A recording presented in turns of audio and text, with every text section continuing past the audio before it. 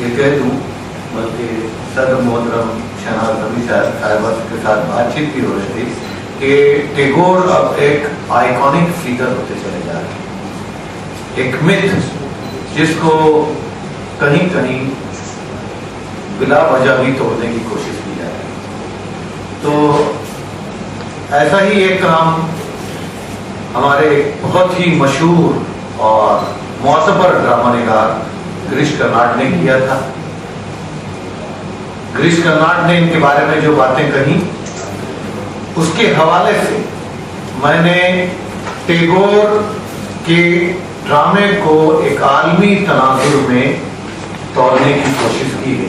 اور یہ بتانے کی کوشش کی ہے کہ ٹیگور کہاں ٹھہرتے ہیں۔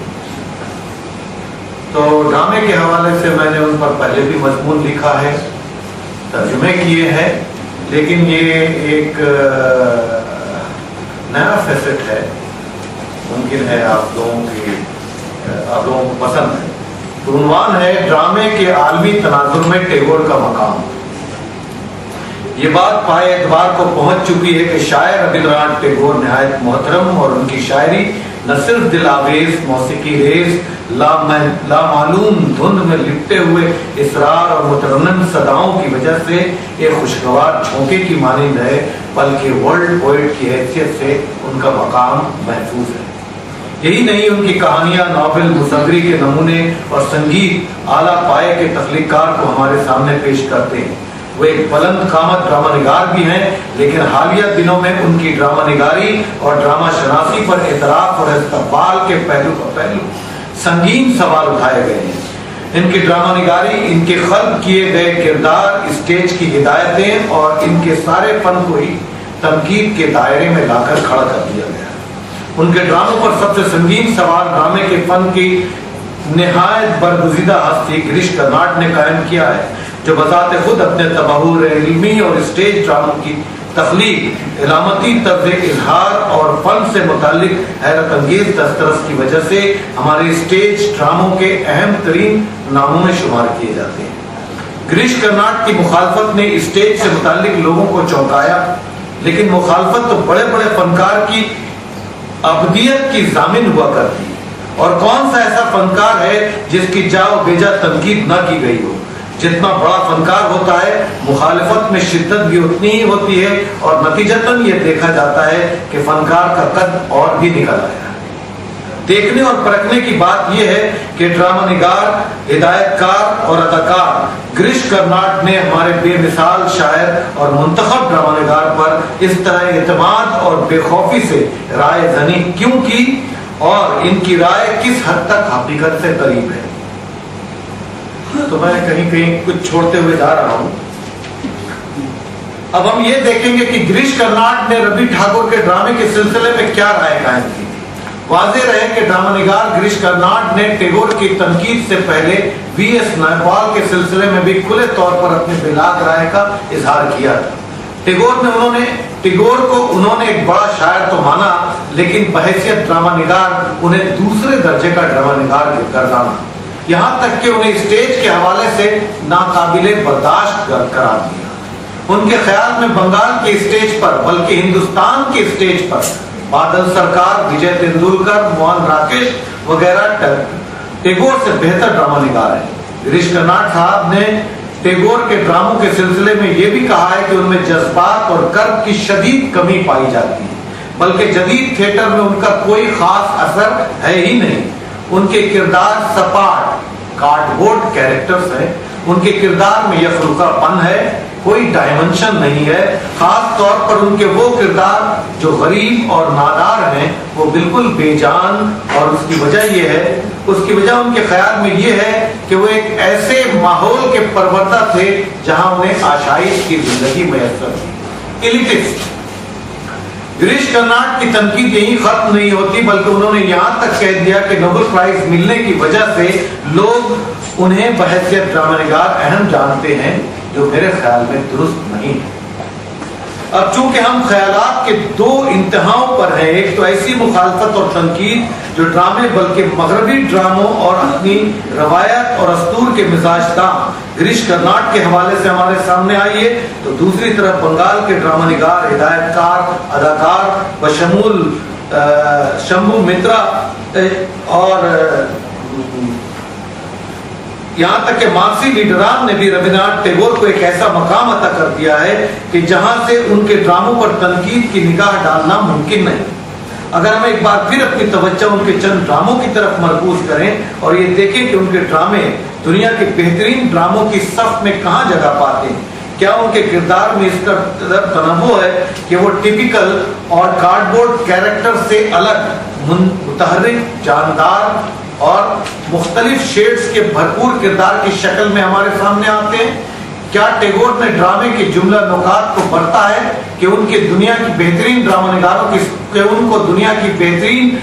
نگاروں کی صف میں جگہ مل سکتی ہے؟ ایسے ڈرامہ نگاروں کی صف میں جن کی تھیٹریکل لسانی حیثیت، جن کی ایڈیمز اور ووکیبلری، جن کے مکالموں کا جدلیاتی حسن، جن کے کرداروں کی ترسیلی قوت اور کشادگی انسان کا دامن تھام لے۔ ٹیگور نے اپنی زندگی میں کم و بیش 40 ڈرامے تخلیق کیے، بلکہ کئی ڈراموں کو انہوں نے نظر ثانی کے بعد دوبارہ اسٹیج کے لائق بنایا۔ ان میں سے چند ایسے ڈرامے ہیں جن کا بنیادی وصف تصادم یعنی کنفلکٹ اپنے شباب پر ہے۔ یہ تصادم کردار اور خیال دونوں سطح پر ہماری توجہ کا مرکز بنتے ہیں، لیکن کسی حتمی فیصلے پر پہنچنے سے پہلے گریش کرناٹ کے فکر و خیال اور ڈرامائی ٹریٹمنٹ پر ایک نگاہ ڈال لینا ضروری ہے۔ یہ گریش کرناٹ کے بارے میں یہاں بہت زیادہ کہنے کی ضرورت نہیں ہے، صرف اتنی بات میں کہتا ہوں کہ ان کے ڈرامے خاص طور پر تغلق، ناگ منڈلا، ییاتی، حیا وطن، شکستہ پیکرات، بروکن امیجز، جو بہت ہی حالیہ دنوں میں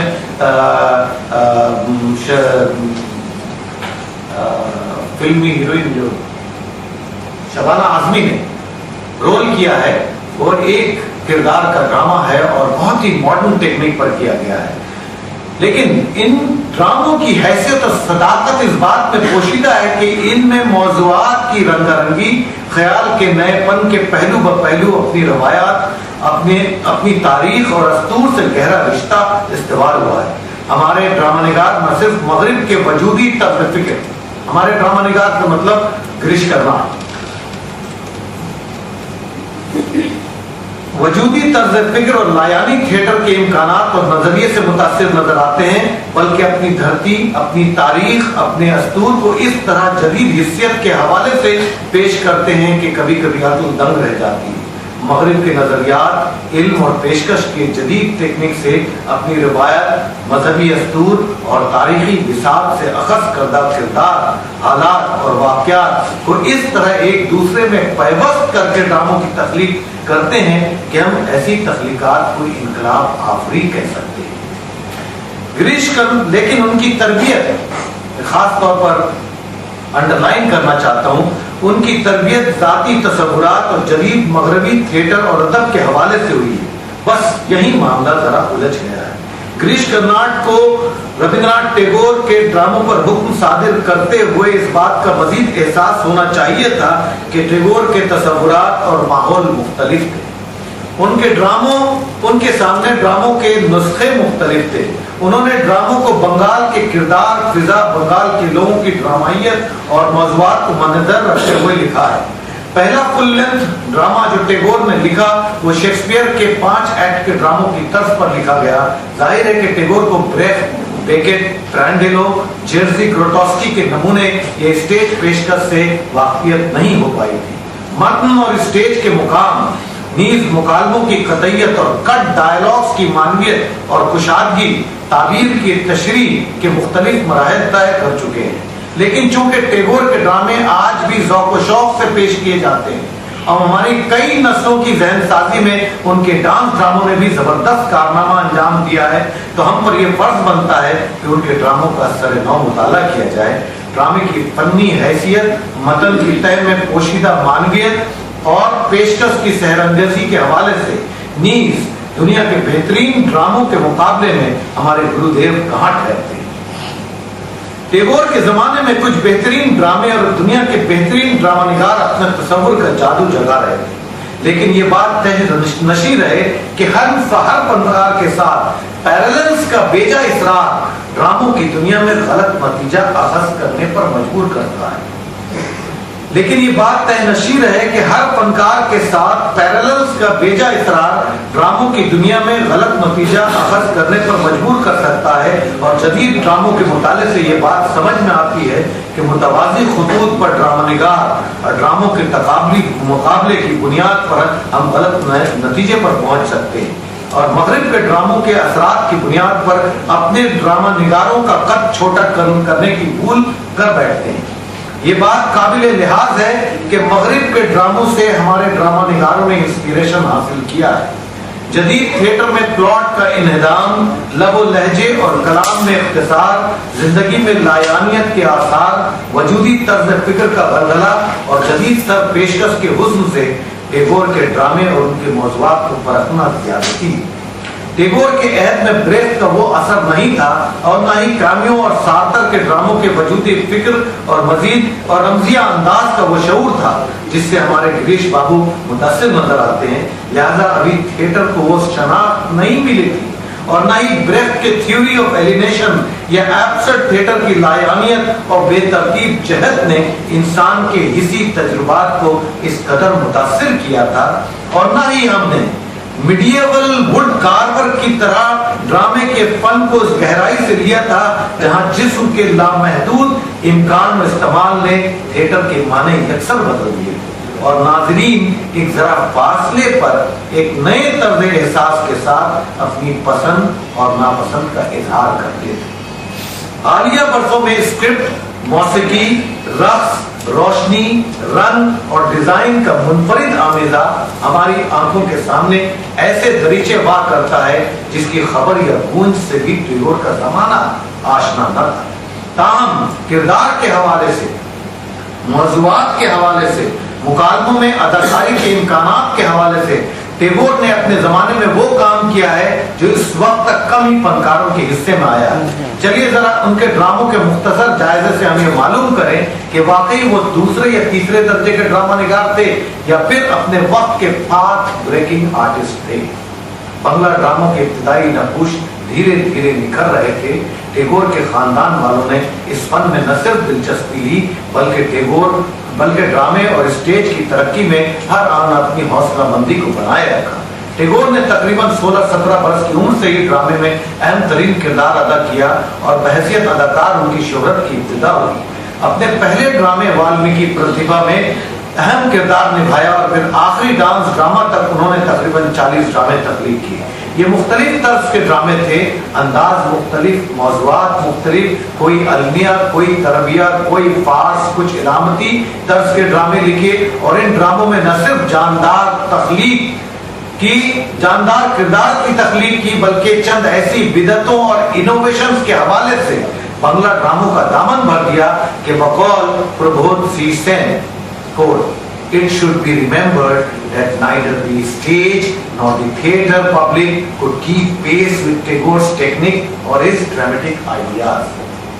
اگر یہاں بیان میں آپ کو غلو کا احساس ہو اور آپ اسے قابل اعتنا نہ سمجھیں تو میں شمبھو مترا کے بیان سن کر تجربہ نقل کرتا ہوں، جنہوں نے ان کے ڈرامے رت کربی ریڈ اورینٹرز کو ایک مثال تجربے میں بدل دیا۔ جب شمبھو مترا نے رت کربی کی ہدایت سنبھالی تو انہیں معلوم تھا کہ فن کے اظہار کا اور خاص طور پر تھیٹر کے فن میں اظہار کا اپنا ایک طرز ہوتا ہے۔ لہذا جب ربندر ناتھ کے شیکسپیئر سے ہمارا تصادم ہوتا ہے تو ہم پہلے سے ہی مان لیتے ہیں کہ شیکسپیئر نے آج سے بہت پہلے لکھا، ربندر ناتھ ٹیگور نے آج سے بہت پہلے لکھا۔ ان کے لکھے ہوئے ڈرامے اگر ہم آج کے طریقے سے اداکاری کے ذریعے پیش کرنا چاہیں تو ہمیں آج کی زبان اور جدید محاورے میں پیش کرنا ہوگا، اور ایسا کرنے سے ہی ڈرامے کی معنویت میں کشادگی اور کثرت آ پائے گی۔ اس بات کو سمجھاتے ہوئے انہوں نے ٹیگور کے مکالموں کی ادائیگی کے انداز پر تبصرہ کیا کہ کس طرح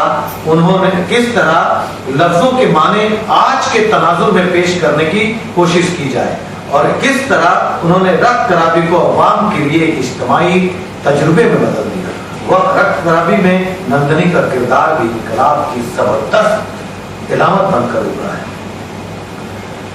لیکن یہ سوال پھر بھی قائم رہ جاتا ہے کہ اب دنیا کے عظیم ڈرامہ نگار مثلا Shakespeare, Shaw, Brecht, Beckett, Pirandello, Sartre, Camus, زانزینے، چیخو اور اس طرح کے دوسرے ڈرامہ نگاروں کے صف میں رکھ سکتے ہیں کہ بڑا ڈرامہ نگار صرف ڈرامہ تخلیق ہی نہیں کرتا بلکہ ہمیں تزکیہ نفس سے گزارتا ہے، زندگی کی ایسی تصویر ابھارتا ہے جو زندگی کی معنویت سے عبارت ہوتی ہے. یہ ڈرامے دل بستگی تو کرتے ہیں لیکن تخلیقی شعور اور وقور سے ہمارے دل میں روشنی اور دماغ میں ہمیشہ ایک دریچہ کھول دیتے ہیں جہاں انسانی صورت گری اور انسانی رشتوں کی جھلکیاں دکھائی دے جاتی ہیں.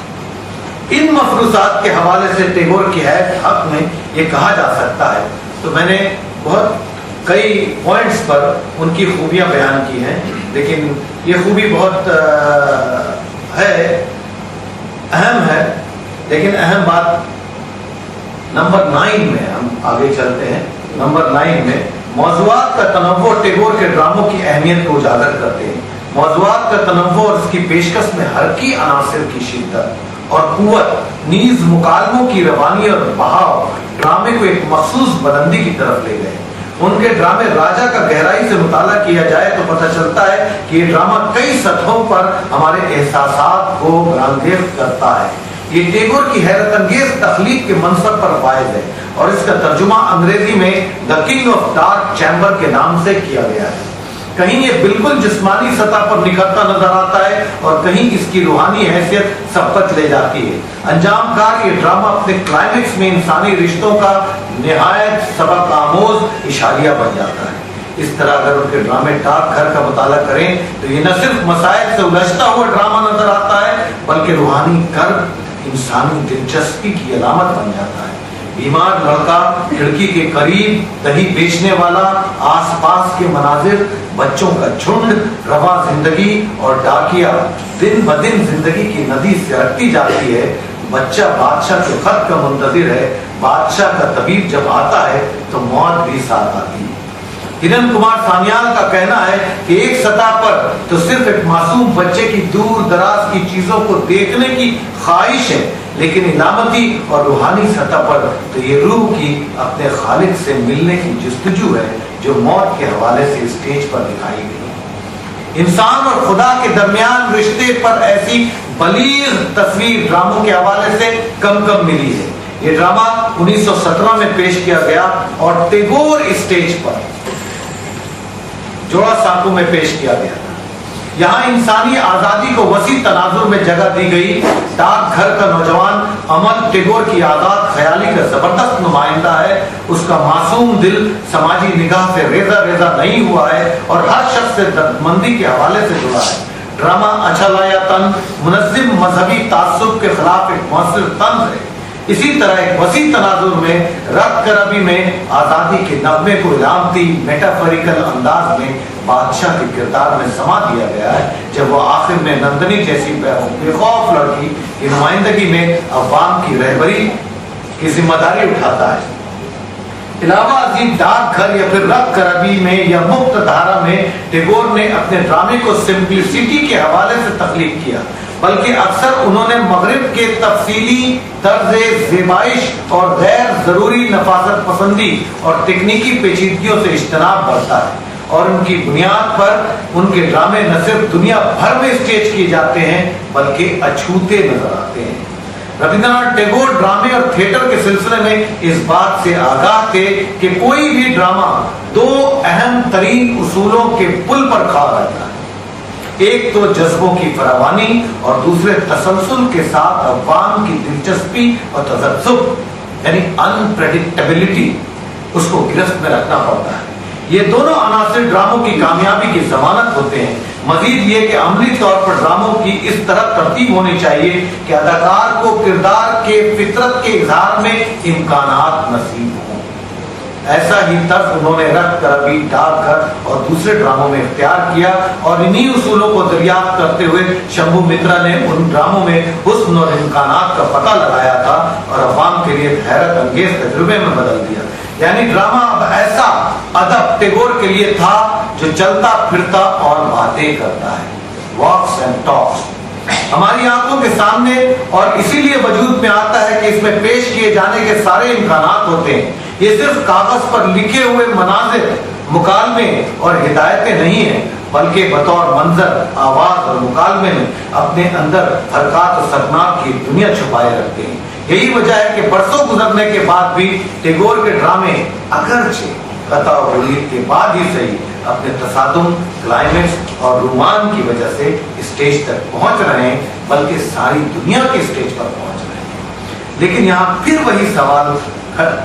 اٹھتا ہے کہ کیا ہمیں وہ موزونیت، وہ تنوع، وہ ڈرامائی ویریشنز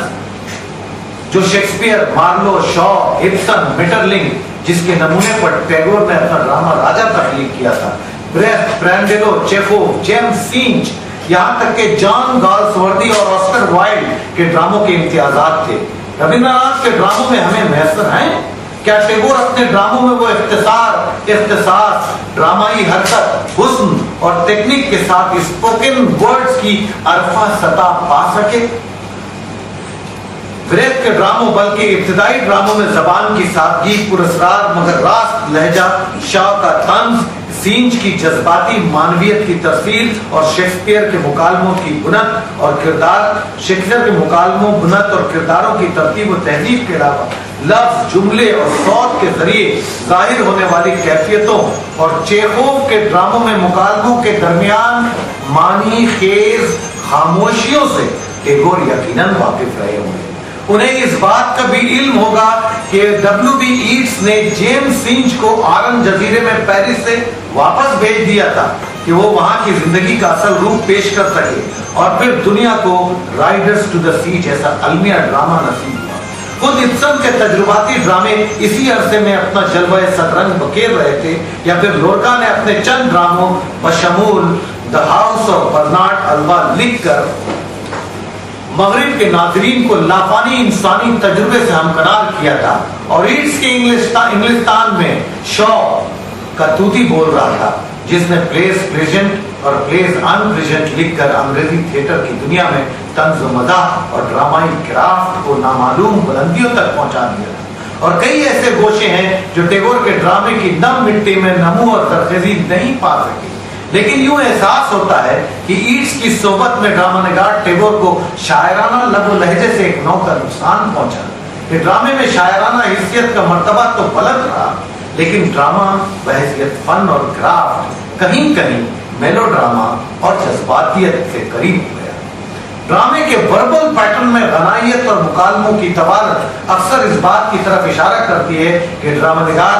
شعری صنعت کے رحم و کرم کے حوالے سے اپنا کردار نبھا رہا ہے، اور اس کی تخلیق بے مثال شعریت سے بھرپور مکالمے اور شاعرانہ جلال و جمال سے قریب تر ہو گئی ہے. تاہم ٹیگور کا مرکوز مطالعہ ٹیگور کو قابل ذکر ڈرامہ نگاروں کی صف میں تسلیم کرنے پر مجبور کرتا ہے. ڈاک گھر، مکھ دھارا، یہ رت کرمی وغیرہ ایسے ڈرامے ہیں جو انسانی رشتے، آزادی، نیز نسائیت کو وسیع تناظر میں پیش کرتے ہیں. علاوہ ازیں ڈرامہ نگار کے عہد کے پولیٹیکل ڈسکورسز کی طرف بھی اہم اشارے ہیں. تمثیل اور علامت سے بھرپور یہ ڈرامے ہمارے لیے اہم ہے کہ ان کے خلق کیے ہوئے کردار، خصوصاً زنانہ کردار، مثلاً اوما، مرنالنی، نرنینی، ٹیگور کے فن، اسلوب اور کشادگی کی دلیل ہے. راجا اور رانی کی سمترا بھی ایک ایسی عورت کے روپ میں تخلیق کی گئی ہے جو اپنے وقت سے آگے ہے، لبریٹڈ ہے، اپنی شخصیت اور اپنی آواز کے ساتھ زندہ رہتی ہے، اور اپنے عوام کے دکھ درد سے آگاہ ہے. وہ اپنے مقصد کی حصولیابی کے لیے جنگ سے بھی گریز نہیں کرتی. ٹیکنیک کو اگر کہیں ڈیٹڈ کہہ بھی دیں تو کردار اور موضوعات کی اہمیت اپنی جگہ قائم رہتی ہے، اور یہ اقرار کرنا ضروری ہو جاتا ہے کہ ٹیگور اپنے طرز کے منفرد ڈرامہ نگار تھے، دوسرے جگہ کا ڈرامہ نگار نہیں، ہرگز نہیں.